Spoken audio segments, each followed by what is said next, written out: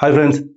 நாம world கப்போட semi-final எப்படான்னு காத்துட்டு இருக்கோம். அங்கே நம்ம மிடில் ஈஸ்டில் இந்த இஸ்ரேல்காரனும் ஈரான்காரனும் சண்டை போட்டுன்னு செத்துனுங்கிறானுங்க.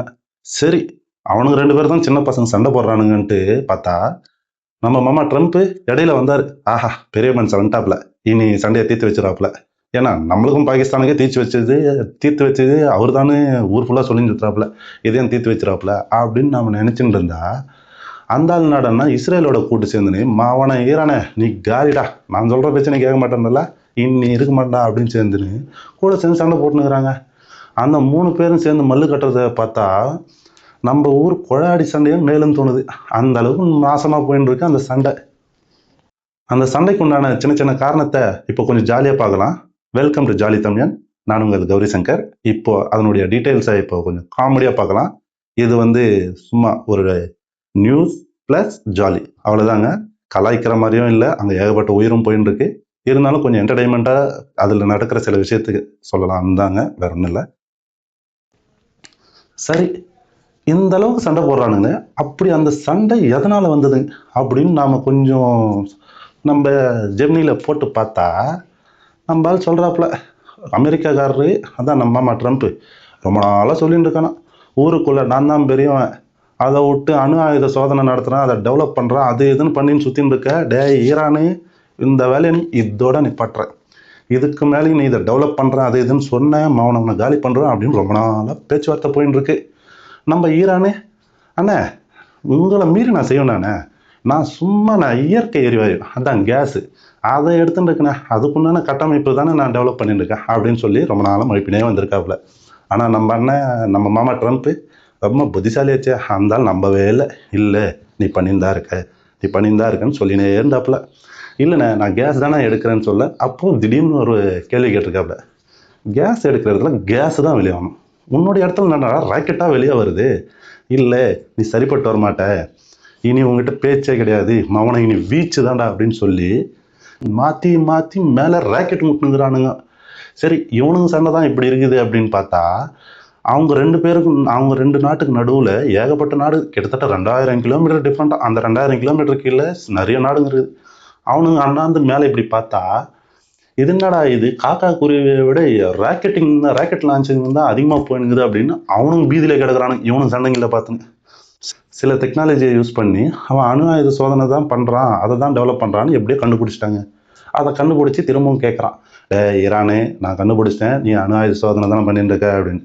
அண்ணே என்னண்ணா நீங்கள், நான் சும்மா நேச்சுரல் கேஸ், அந்த இயற்கை எரிவாயு அதை எடுத்துன்னு இருக்கேன் பூமியிலிருந்து, அதுக்கான கட்டமைப்பு தானே அது, வேற எதுவும் கிடையாதுன்னு சொல்ல, சரி கேஸ் எடுக்கிறன்னா கேஸ் தான் வெளியே வரணும், அங்கன்னா நான் ராக்கெட்டுங்க வெளியே வருது, அவனை என்கிட்டே புழுகுறியா நீ அப்படின்னு சொல்லிட்டு, இனிமேட்டு உங்ககிட்ட பேச்செல்லாம் கிடையாதா ஐயால, உனக்கு ஆக்ஷன் தான்டா அப்படின்னு சொல்லி ஆக்ஷனில் இறங்கிட்டாருங்க.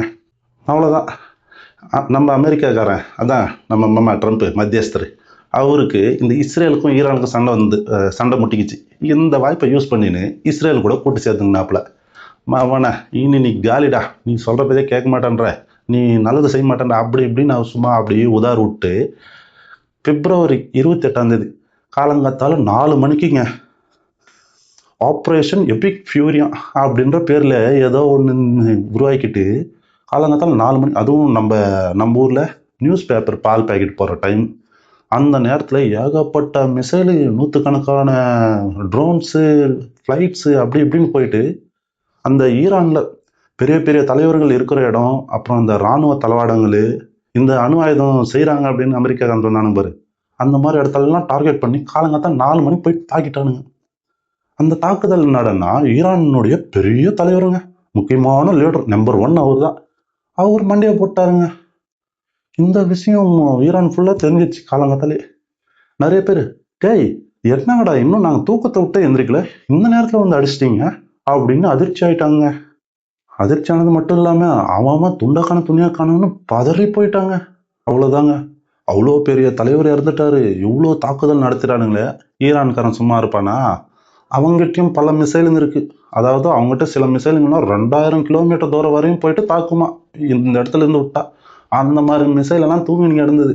அதெல்லாம் தூசி தட்டி எழுப்பி ஈரான்கார மைண்ட் வாய்ஸ் நடந்துமா, மாவனை எங்ககிட்டயும் வில்லு அம்பு எல்லாம் இருக்குட அப்படின்னு சொல்லி அவங்ககிட்ட இருக்கிற அந்த 2000 கிலோமீட்டர் தாக்குற மிசைல் முதற்கொண்டு என்னென்ன இருக்கோ அவனால் முடிஞ்சது எல்லாம் ரிட்டர்ன் விட்டாங்க. மிசைலு, ட்ரோனு, ஃபைட்டர் ஜெட்டு அப்படின்னு அவன் இடத்துல இருந்து விட்டான்.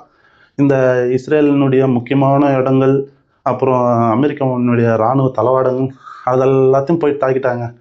எல்லாரும் சொல்லுவாங்க, இஸ்ரேல் கிட்ட ஏதோ அயர்ன் டோம் அப்படின்ட்டுலாம் ஏதோ ஃபெசிலிட்டி இருக்கான், அதெல்லாம் தாண்டி ஒன்றும் பண்ண முடியாதுன்னு சொல்லிட்டு இருந்தாங்க. ஆனால் இவன் விட்ட மிசைலுங்க அவனை தலைநகரையே கதிகலங்க வச்சுட்டானுங்க நம்ம ஈரான்காரன். அந்த மாதிரி மாற்றி மாற்றி விட்டுன்னு இருக்கும் போது அங்கே இடையில இருக்கானுங்க பாருங்க, இந்த ஈரானுக்கும் இஸ்ரேலுக்கும் நடுவில் அவனுங்க அண்ணாந்து பார்த்தா இதுக்கு முன்னாடி சொன்ன மாதிரி காக்கா குருவியோட மிசைலுங்க தான் முன்னா பின்னான்னு பறந்துட்டு இருக்கான். அந்த அளவுக்கு பறக்கிறதும் இல்லாமல் இவனுங்க வேற பாவம் பீதியில் செத்துனுங்க, எங்கே ஏதாவது நம்ம தலைமையில ஊந்துருதோ அப்படின்ட்டு. சரி, இந்த 3 பேரும் சேர்ந்து இப்படி சண்டை போட்டுக்கிறானுங்களே, அங்கே இருக்கிற மக்கள் என்ன ஆவாங்க அப்படி இப்படின்னு எல்லாரும் பதறும்போது நம்ம உலகத்தில் பெரிய பெரிய தலைங்கள்லாம் இருக்குதுல்ல, அவனுங்களாம் என்ன சொல்கிறானுங்க அப்படின்னு கொஞ்சம் ஒத்து கவனிச்சா நம்ம பிரான்ஸ்காரர் சொல்கிறாரு, ஐயோ இது அராஜகங்க, டே அமெரிக்கா, டே இஸ்ரேலு, என்னடா பண்ணி தொலைச்சிங்க, திடீர்னு இப்படி ஒரு தாக்குதலை பண்ணிட்டீங்க, பெரிய பெரிய தலைவரெல்லாம் கொண்டுட்டீங்க, இதெல்லாம் அராஜகம்டா, இந்த மாதிரி பண்ணாதீங்கடா அப்படின்னு சொல்லி அட்வைஸும் பண்ணுறாங்க. யாருக்கு தெரியும், அவன் மைண்ட் வாய்ஸில் எங்கே பெட்ரோல் டீசல் விலை ஏறிடுமோன்னு அவனுக்கு பயமாக இருந்திருக்கும். அதனால் அப்படி ஒரு போடு போட்டிருக்கலாம். நம்ம ரஷ்யா சீனாக்காரன் அமெரிக்காக்காரனுக்கு எதிரால் இல்லை, அவங்க இதுதான் சாக்குன்னு அப்படி இப்படி டே அமெரிக்கா செய்கிறது அராஜகம், நீ பண்ணுறது சரியில்லை, இது உலக நாடுகளுக்கு எதிராக பண்ணுற மாதிரி இருக்குது அப்படி இப்படின்னு எரியிற நெருப்பில் கொஞ்சம் அவங்களால முடிஞ்சா அப்படி எண்ணெயை தூவி விட்டுருக்காங்க. அது எரிய ஆரம்பிச்சிருக்கு. ஆனால் நம்ம ஊருக்காரங்க ஐயோ அங்கே எவன் மாட்டின்னு சாவறானோ அப்படின்னு அவன் நினைக்காம நம்மளுக்கு பெட்ரோல் விலை ஏறிடும், ஏன்னா அவனுங்க தானே பெட்ரோல் தயாரிக்கிறானுங்க, அப்போ நமக்கு பெட்ரோல் ரேட் ஏறுமா இல்லை தங்கம் ரேட் ஏறிடுமா? இப்போ தான் தங்கம் வேறு 1.5 லட்சத்துக்கு போயிட்டு வந்துக்குது, திரும்பவும் இவனும் போடுற சண்டையை பார்த்தா 2 லட்சத்துக்கு போயிடும் போலுக்குது அப்படின்னு நினச்சின்னு இவனுக்கு புலம்பின்னு இருக்கானு. அவனுக்கு அவன் கஷ்டம், நாம் என்னத்த சொல்கிறது. இப்படி 3 பேரும் மாறி மாறி மாறி அடிச்சுக்கிறானுங்க. இதுக்கிடையில் ஈரான்காரன் ஒரு சபதம் மாதிரி ஒன்று சொல்கிறாங்க, மாவனை இதே மாதிரி சண்டை பண்ணினே இருந்தீங்க, அந்த ஹார்முஸ் ஜலசந்தி மாவனை அதை மூடுருவேன் நான் அப்படின்னு சொன்னாங்க. அதாங்க ஸ்ட்ரைட் ஆஃப் ஹார்முஸா, இதுதான் இந்த கச்சா எண்ணெய் பெட்ரோல் எல்லாம் எடுத்துன்னு வரதுக்கு உண்டான மெயின் ரோடு மாதிரியாங்க. அதை பிளாக் பண்ணான்னா வேர்ல்டுக்கே பெட்ரோல் தட்டுப்பாடு, பெட்ரோல் டீசல் தட்டுப்பாடு ஹெவியாக இருக்குமாங்க. சும்மா எடுத்துக்காட்டு சொல்லணும்னா, இப்போ நம்ம ஊரில் இருக்கிறது ஒரே ஒரு டீ கடை, அந்த டீ கடைக்கு போனோன்னா ஒரே ஒரு ரோடு தான் இருக்குது. அந்த ரோட்டை மடிக்கிட்டு மாவனை உனக்கு இந்த ரோடு இல்லைடா அப்படின்னு சொன்னால் நம்ம என்ன பண்ணுறது டீ குடிக்கிறதுக்கு? அப்படி தாங்க இருக்குது. பால் வாங்கணுன்னாலும் அங்கே தான் போகணும், டீ குடிக்கணுன்னாலும் அங்கே தான் போகணும். அப்போ என்ன நிலைமை யோசிச்சு பாருங்க. அந்த மாதிரி நிலைமையாக தாங்க ஆகிடுமோன்னு பயமாக இருக்குது. இன்னைக்கு நிலைமையை பார்த்தோம்னா ரொம்ப மோசமாக இருக்குங்க. அந்த பக்கம் இந்த பக்கம்னு ஏகப்பட்ட அப்பாவே பொதுமக்கள் தாங்க செத்துன்னு இருக்காங்க இந்த சண்டையில். சரி, இந்த சண்டையில் அப்படி இன்னும் யாருக்குடா லாபம் வந்துடும்னு நம்ம யோசிச்சு பாருங்களேன். வேற எவனுக்கு?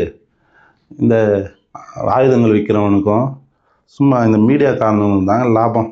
அவனுங்க காட்டில் சரியான மழை தான் இந்த மாதிரி நடக்கும்போது மாற்றி மாற்றி நியூஸ் மேலே நியூஸ் போட்டு டிஆர்பி ரேட் ஏற்றணும்னு ஒரு பக்கம், இவனுங்க இன்னும் மிசைலை விடு, இன்னும் சுட்டுனேரு, உங்ககிட்ட உனக்கு எவ்வளோ வேணுமோ நான் கொடுக்குறேன் அப்படின்னு ஆயுதம் தயாரிக்கிறவன் கொடுத்துனே இருப்பான். அவனுங்க நல்லா வாழ்வானுங்க. இடையில மாட்டின்னு இருக்கிற கவர்மெண்ட் கிட்ட மாட்டின்னு இருக்கிற மக்கள் தாங்க சாவணும். அதனால ஒன்றே ஒன்று சொல்கிறேன், சண்டை போடுங்க, வாய் சண்டை மட்டும் போடுங்க. இந்த கை சண்டை அப்படி இப்படின்னு சொல்லி போர் வரைக்கும் கொண்டு வந்து எல்லாரையும் காலி பண்ணுறாதீங்கடா, எங்களால் முடியாது. சாவறது எப்படி வேணாலும் சாவலாம், இந்த குண்டடிப்பட்டி சாவறது படும் மோசமானது. பார்த்து கொஞ்சம் புரிஞ்சு நடந்துங்க. அவ்வளோதாங்க.